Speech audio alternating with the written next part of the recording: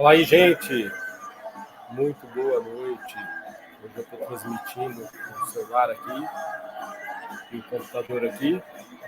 Na verdade, não é uma transmissão que eu estou fazendo no computador, porque na verdade no computador eu estou gravando essa live para depois eu subir no meu canal do YouTube. Se vocês não conhecem meu canal do YouTube, depois vou colocar o link aqui.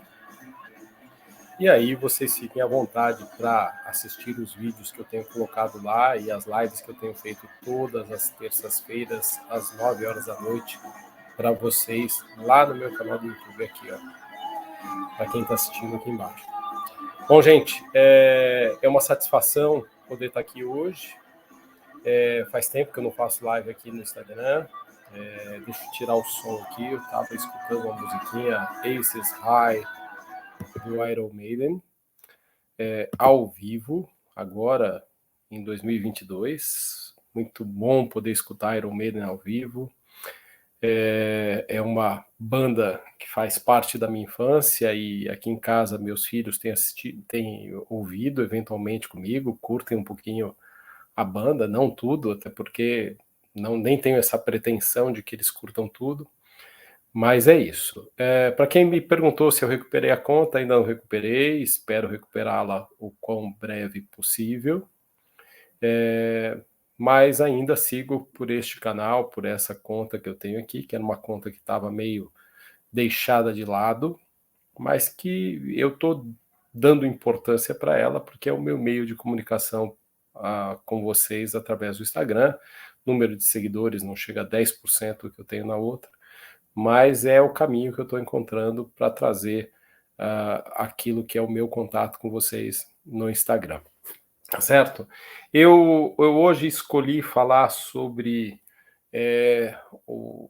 a zona de desconforto que alguns pacientes vivenciam com a gente, que alguns pacientes eles nos fazem experimentar, e essa experiência não é exclusivamente do profissional, é uma experiência que o paciente vivencia conosco, né? É um limbo, é uma situação que ela é bilateral, é paciente e profissional.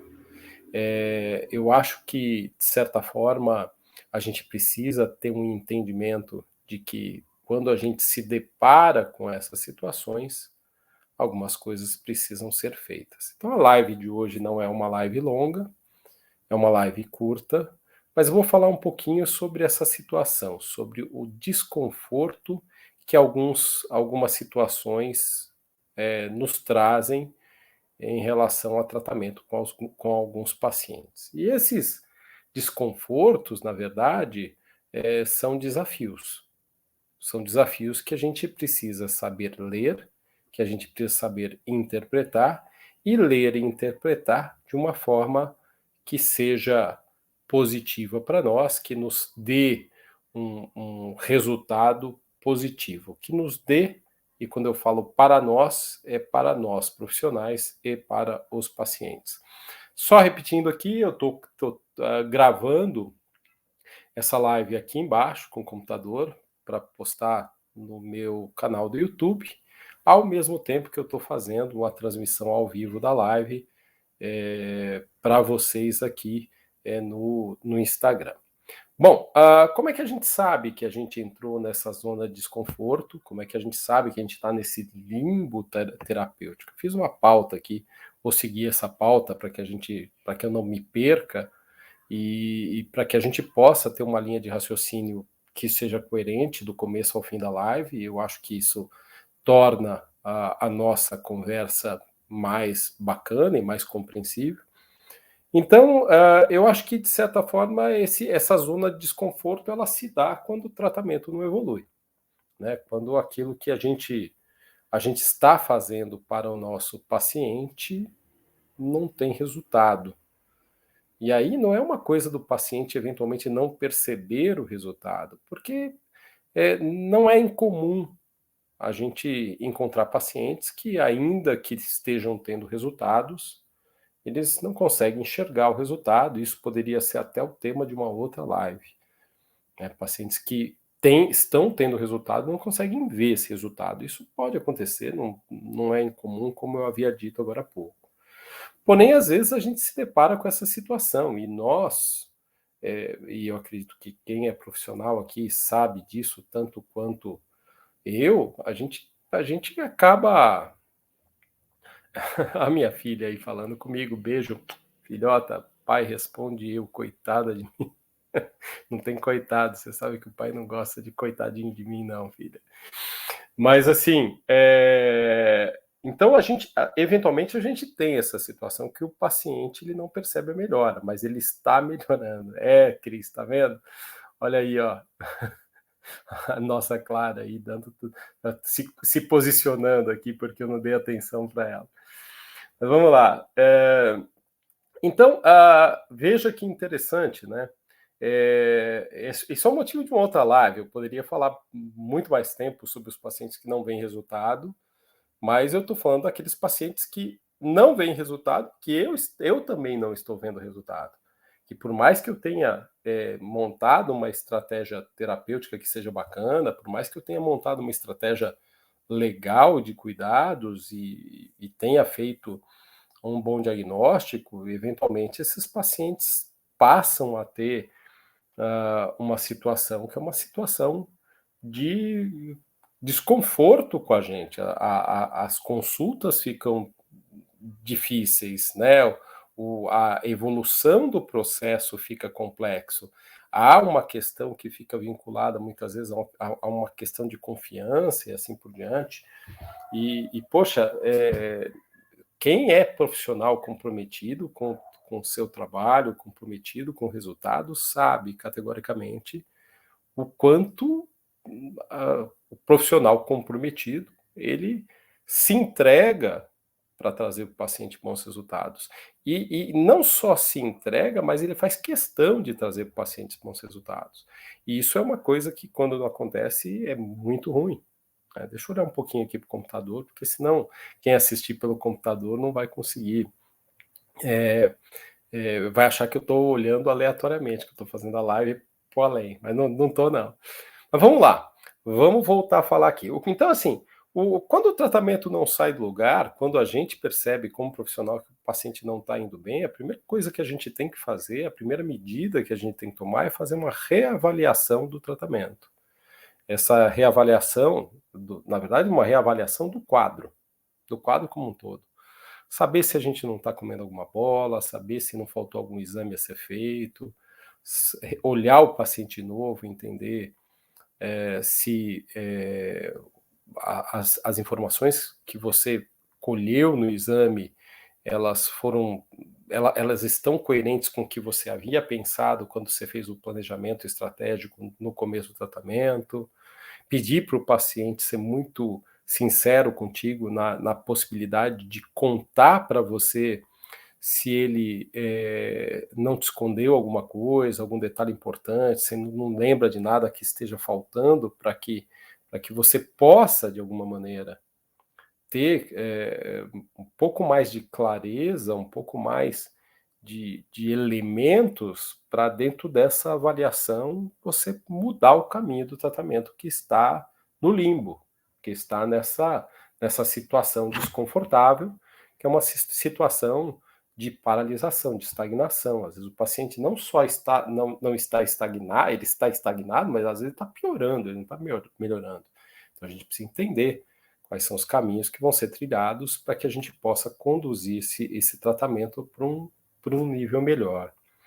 E você deve considerar, como profissional, e aí naturalmente quem é paciente aqui, eu espero que também tenha essa leitura, que pode ter havido algum direcionamento que aquele primeiro atendimento te trouxe, que te induziu a crer em algo, mas que com o passar do tempo evoluiu para uma outra coisa. E aí esse diagnóstico se torna parcialmente correto, ou quem sabe até incompleto, que é o que eventualmente pode acontecer. Né? Então, principalmente quando a gente vê pacientes que estão sobrepondo alopecias, a sobreposição de alopecias, que é uma coisa que pode acontecer, ela pode te induzir a uma percepção de que o tratamento não está evoluindo bem. Então, como é que eu posso ter isso? Eu tenho um paciente com alopecia androgenética que, de repente, chega com uma piora de um processo e, poxa, você fala, caramba, mas o tratamento está tão certinho, está tão ajustadinho, e você vai descobrir que esse paciente está vivendo uma situação de um eflúvio telógeno que veio depois do início do tratamento, e a percepção do paciente piora. E sim, ele está piorando. Ele está piorando da percepção que ele tem do cabelo dele, mas não é porque a alopecia endogenética que você está tratando está piorando. Ele está piorando porque ele está com eflúvio telógeno, apesar do tratamento de alopecia endogenética.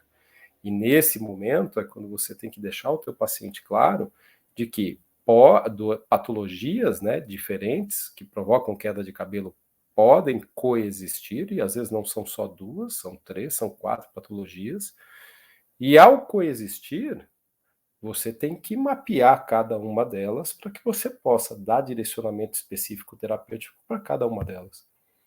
E não apenas para uma delas, que de repente é a primeira patologia que o paciente te trouxe em atendimento. Então, esses detalhes são detalhes que chamam a nossa atenção e que a gente não pode deixar de valorizar quando a gente está atendendo um paciente. E isso pode ser um sinal de que o paciente não está evoluindo. Pode ser um sinal, não, uma das razões pelas quais o paciente não está evoluindo.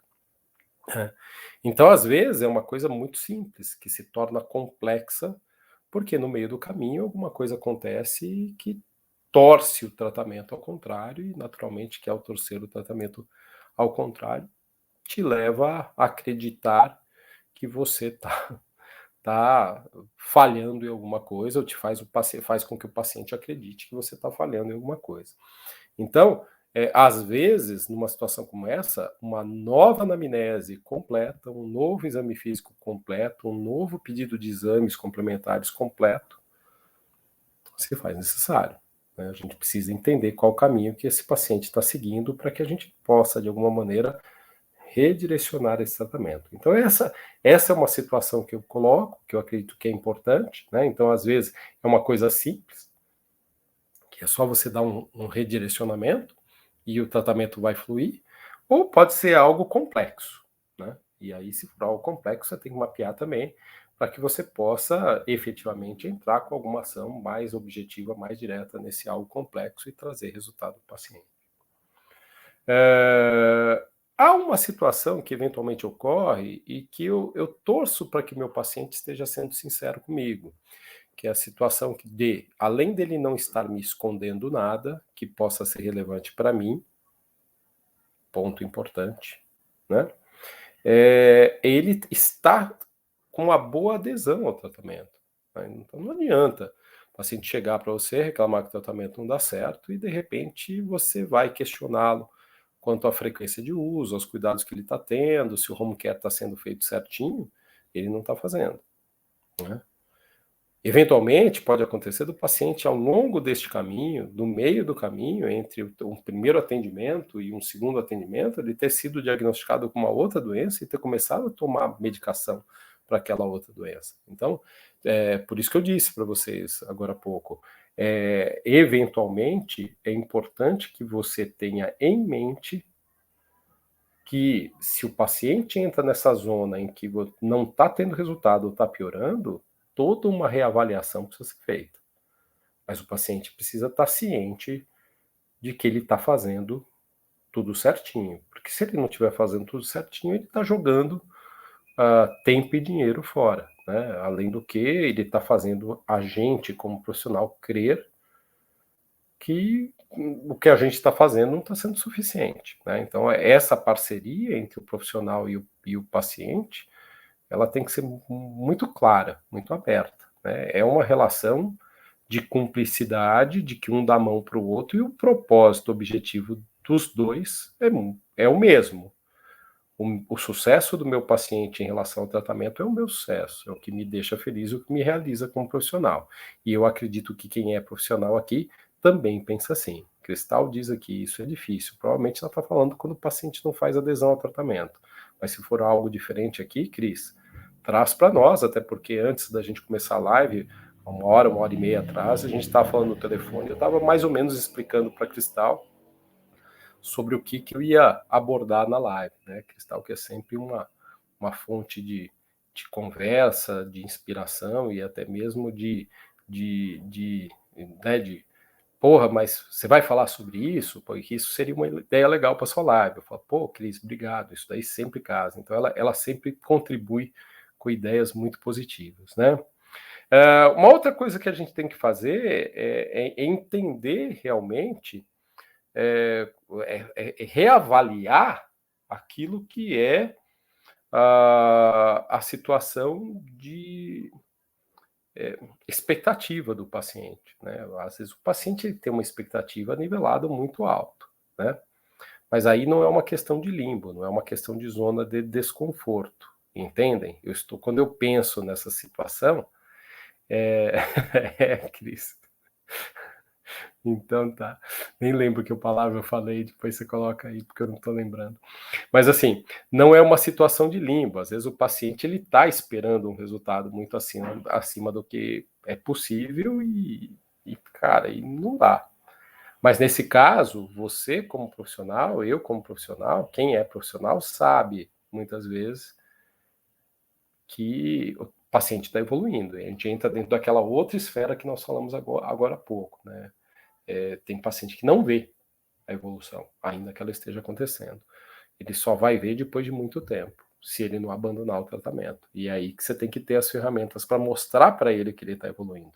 Nisso a tricoscopia é uma boa ferramenta, né? Porque ela ajuda a gente a mensurar, assim como as fotografias de couro cabeludo também nos ajudam a mensurar. Né? Sempre falo que os primeiros a verem os resultados dos tratamentos não são os pacientes, são as pessoas que convivem com os pacientes, pessoas próximas, parceiros, parceiras, familiares, mãe, pai, irmão, amigos, pessoas que têm liberdade de falar com a pessoa sobre os cabelos deles, né?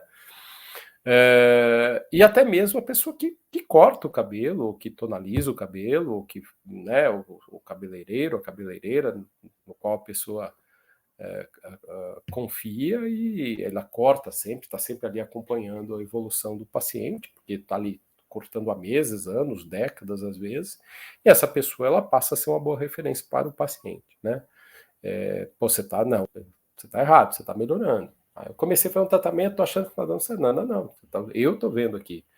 Mês passado você não estava assim quando você cortou o cabelo. Né? Então, o profissional de cabelo, ele tem uma visão mais precisa do que o paciente, né? E naturalmente essas zonas de desconfortos, esse limbo sobre o qual eu estou falando, que às vezes é um desafio para o paciente e para o profissional, eles têm um papel positivo, sobre o qual nós vamos discutir daqui a pouco, até porque eu estou chegando na metade da live, quem sabe tenha passado já a metade da live, mas a gente precisa entender como conduzir, então, esse limbo terapêutico, né? Essa zona de desconforto que foi criada pela situação do paciente não evoluir bem.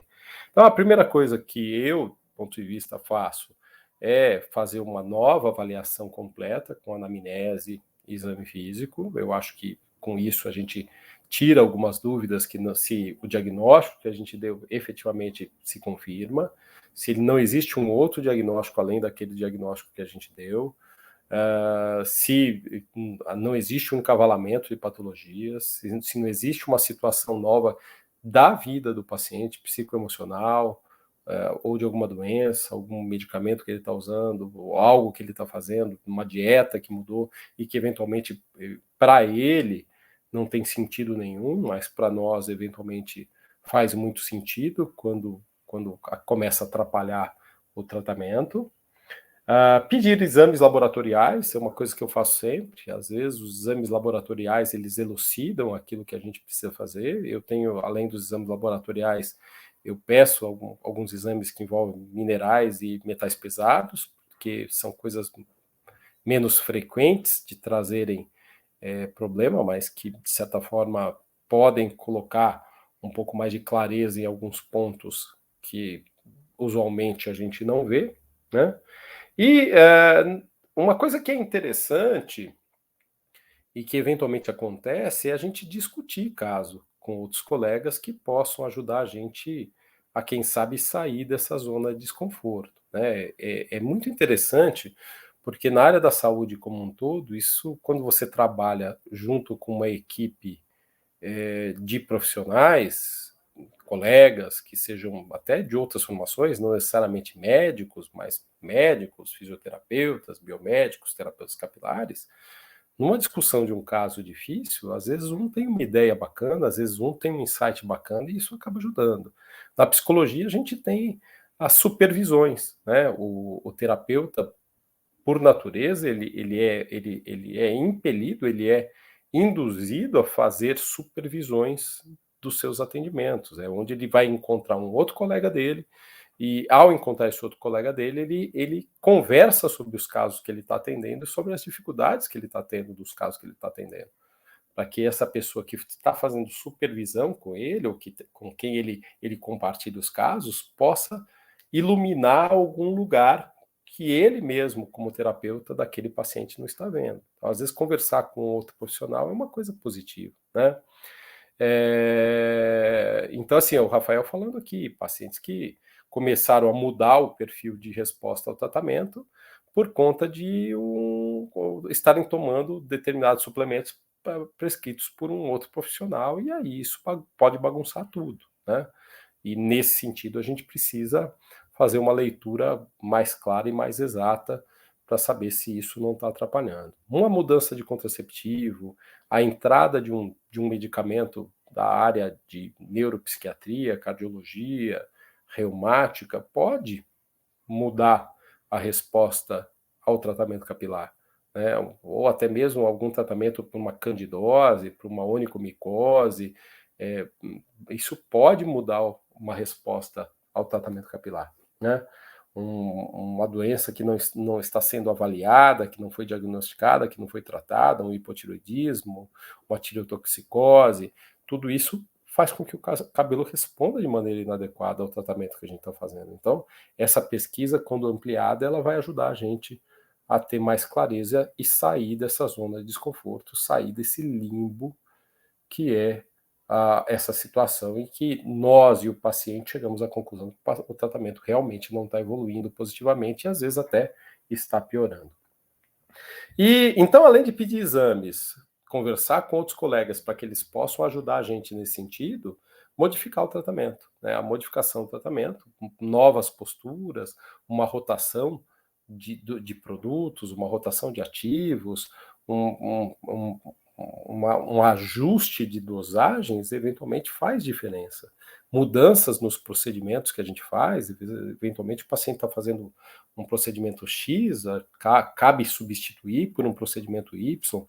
É muito interessante que com a experiência você vai ganhando uma certa percepção de qual o melhor procedimento para aqueles determinados pacientes. Tem pacientes que eu sei que se eu quiser fazer intradermoterapia vai ser melhor do que terapia capilar, enquanto outros eu sei que vão responder bem a terapia capilar mais do que a intradermoterapia. E essa situação é corriqueira, né? O Kiron, que é terapeuta capilar e trabalha comigo, sabe disso. Às vezes eu encaminho para eles casos mais difíceis, porque eu sei que vão responder muito melhor com a abordagem dele do que com a minha. E olha que na minha, eventualmente, eu faço procedimentos que o Kiron não faz. E são mais invasivos. E ainda assim, o resultado que ele tem com esses casos, quando a gente faz a devida seleção, a devida triagem de que procedimento fazer, acaba sendo melhor. Então, isso também, a mudança dos procedimentos que o paciente faz, pode ser um caminho para que a gente possa melhorar. Agora, a gente deve também entrar forte numa questão que eu entendo que é uma questão fundamental para o profissional, que é ele entender se ele não está precisando de uma reciclagem de conhecimento, uma atualização, porque eventualmente a gente sabe, eu tenho falado muito isso em algumas das minhas lives, em alguns dos meus textos. A gente vê aí muito aquele fenômeno de Dunning-Kruger, não sei se vocês já ouviram falar. Né? O fenômeno de Dunning-Kruger é aquela pessoa que sabe um pouquinho de alguma coisa, mas que aquele pouquinho que ela sabe, ela tem uma crença fervorosa que aquilo é mais do que o suficiente, na verdade, aquilo é tudo que ela deveria saber. Isso não é uma questão de falta de humildade, não, é falta de entendimento de que ela de que o posicionamento dela do ponto de vista de conhecimento é baixo. E é engraçado, né, que quanto menos a pessoa na verdade, as pessoas que têm esse fenômeno de Dunning-Kruger, esse efeito Dunning-Kruger, são pessoas que muitas vezes têm um conhecimento muito raso. E elas acham que sabem muito mais do que a média de todo mundo. E o grande sábio, aquele que sabe muito, é aquela pessoa que, na verdade, não sabe nada, que se põe como se não soubesse nada. Né, que tem a humildade de admitir que ele já trilhou um bom caminho, mas ele acredita ainda que existe uma vida para trilhar de caminho. Boa noite, doutor Marcos, como vai? Tudo bem? Prazer recebê-lo aqui. Eu queria mandar um abraço também para uma pessoa muito querida, que eu não encontro há muitos anos, inclusive parece que hoje ou ontem foi aniversário do namorado dela, tal, que é a Thaís Jordão, que é médica aqui no litoral de São Paulo e estudou comigo na faculdade. Queria mandar um abraço para ela, uma pessoa que eventualmente curte as minhas coisas, eu curto as coisas dela, e é uma colega de faculdade muito querida, né? Que eu tenho por quem eu tenho um carinho muito especial. Vamos lá. Então, a reciclagem de conhecimento ela é fundamental para que as pessoas possam, de alguma maneira, sair dessas situações de limbo. Então, fazer cursos, fazer atualizações, frequentar eventos, ler, estudar, discutir com outras pessoas, participar de workshops, de summits, de seminários, de tudo aquilo que for possível para que você possa estar bem atualizado. É incrível como a tricologia muda, é incrível a velocidade como a tricologia e o conhecimento sobre cabelo cresce. Né? Então, eu acho que isso é algo importante. Né? Doutor Marcos, saudade também de você, saudade da doutora Sheila. Estou devendo uma conversa com você que eu falei que eu iria ter lá atrás, mas não me esqueci. Vamos ver se a gente consegue aí nas próximas semanas se ver e bater um papo, tá bom? Bom, uma outra coisa que a gente precisa entender e que faz parte dessa questão da reciclagem é a reciclagem de si mesmo, né? Do posicionamento que a gente tem, de a gente ser mais humilde perante o paciente, perante a anamnese, perante o exame físico, porque isso faz diferença. A gente pode saber muito, mas a gente sempre tem que respeitar o paciente que está em frente da gente, e a gente tem que respeitar aquilo que ele traz. Às vezes a falta de humildade, ela é um tipo de situação que corrompe o profissional, que boicota o profissional. Né? Então a gente tem que ter um respeito muito grande pelo profissional e pelo problema que ele traz para a gente. Eu já sei isso daí, é uma alopecia genética, essa mulher que é chata. Às vezes não, às vezes as dores delas vão falar muito mais sobre o problema que ela tem, né, e as queixas dela vão falar muito mais do que o problema que ela tem, do que a sua avaliação. É uma avaliação reducionista, porque você só olhou para o couro cabeludo dela e deixou de lado todas as outras queixas que ela traz para você. Então, esse é um ponto muito importante, e eu acho que essa questão é fundamental. Por fim, para que a gente possa fechar a nossa live, os pacientes difíceis, os pacientes que nos jogam nessa zona de desconforto, os pacientes que jogam a gente nesse limbo de, poxa, como é que eu vou sair daqui? Como é que eu vou me movimentar nessas dificuldades? São aqueles pacientes que, de alguma maneira, ajudam o profissional a se tornar um profissional melhor. Principalmente se essa parceria que é estabelecida entre o profissional e o paciente é uma parceria em que a confiança, a entrega, né, a sinceridade se estabelece de uma maneira a construir possibilidades para que os dois possam juntos, como eu disse lá atrás no começo da live, de mãos dadas, atingir os resultados. Às vezes a gente precisa subir uma montanha, às vezes a gente precisa cruzar um rio, às vezes para pular a gente precisa agachar, mas se a gente estiver trabalhando junto, profissional com o paciente, estabelecendo um vínculo intenso dessa conexão profissional-paciente e um vínculo com o tratamento, que é a minha responsabilidade como profissional de entregar o meu melhor e a responsabilidade do paciente de entregar o melhor dele para o tratamento, profissional e paciente se tornam imbatíveis. Então era essa a mensagem que eu queria passar para vocês. Como eu disse, era uma live curta, é uma live de mais ou menos uns 30 minutos, 30 e pouquinho, 31 minutinhos. Queria agradecer a participação de todos vocês, queria deixar um grande abraço a todos aqueles que tiraram esse tempo para trocar uma ideia comigo. Essa live ela não foi feita exclusivamente para o profissional, foi feita para os pacientes, inclusive é um tema que eu e um paciente meu que eu atendo há muitos anos e com o qual nós já passamos por vários momentos de alto e baixo, nós discutimos aí há algumas semanas. Paciente que acredita no meu trabalho, que acaba me indicando muita gente, e ele me indica exatamente isso, porque essa é uma situação, é um grande amigo que eu fiz na minha clínica. Então eu agradeço demais a participação de vocês. Se gostaram, vai ficar aqui no meu Instagram, compartilhem, dividam esse conhecimento com as pessoas, e eu vou também colocar essa live, ela foi gravada também para eu levar ela para o meu canal do YouTube, para que quem quiser assistir ela de novo no canal do YouTube e não no celular, possa assistir.